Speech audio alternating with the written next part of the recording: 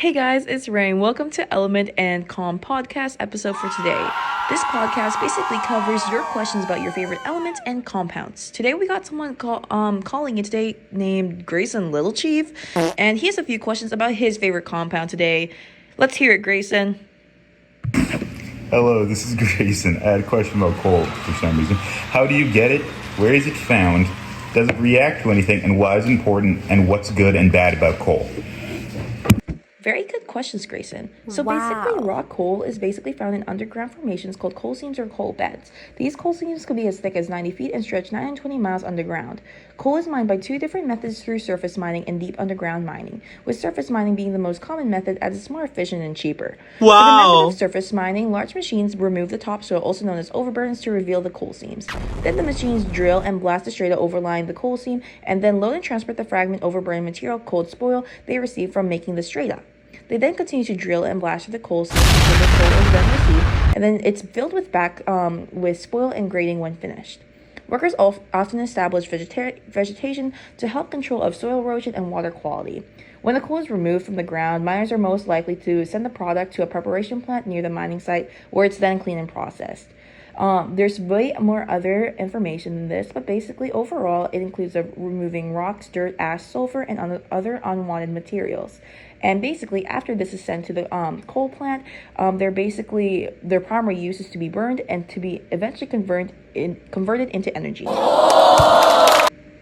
So you also had the question, what does coal react with? Basically, low-ranked coals such as subbituminous coals and lignites are more reactive than most individuals think they are. Their conversion in high-severity process is accompanied by extensive retrogressive reactions when they're in power plants. Chemical properties that raw coal contains is 84.4% carbon, 5.4% hydrogen, 6.7% oxygen, 1.7% nitrogen, and 1.8% sulfur. When coal goes under coalification, it loses the majority of its chemical properties because of the hydrogen and carbon. This means coal has chemical properties such as being insoluble, doesn't conduct heat nor electricity, but can generate it. Radioactive, as some of the elements with coal contains radioactive properties and elements. Has intramolecular bonds, covalent such as carbon and carbon.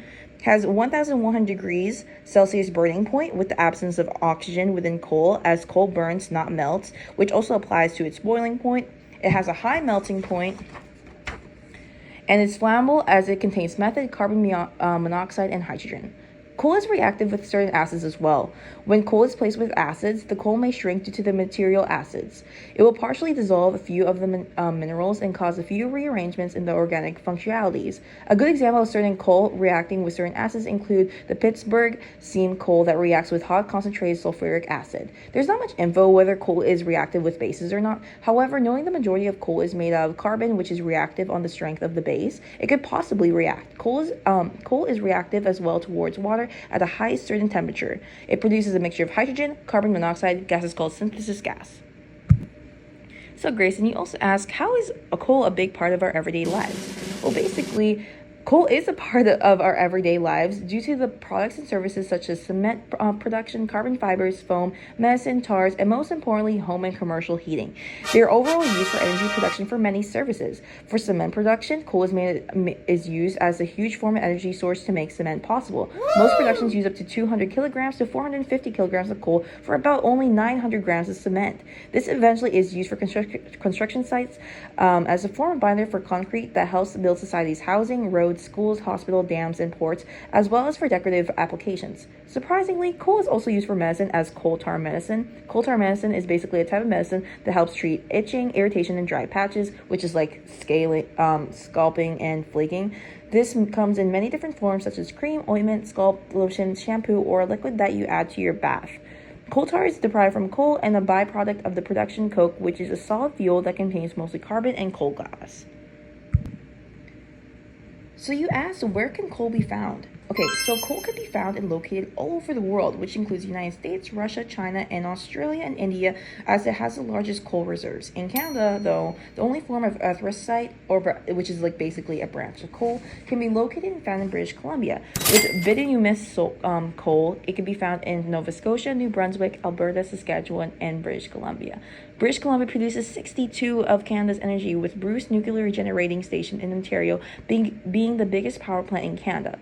In Saskatchewan, the only form of coal mining is strip mining. Strip mining mostly takes place around mainly in the Estevan area, owned by Westmore Land Mining Holding, and to a lesser extent in the Willow Branch/Wood Mountain areas. I hope these answers your questions about your favorite compound, Grayson. Thank you for asking those questions and for tuning in today. Thanks, dork.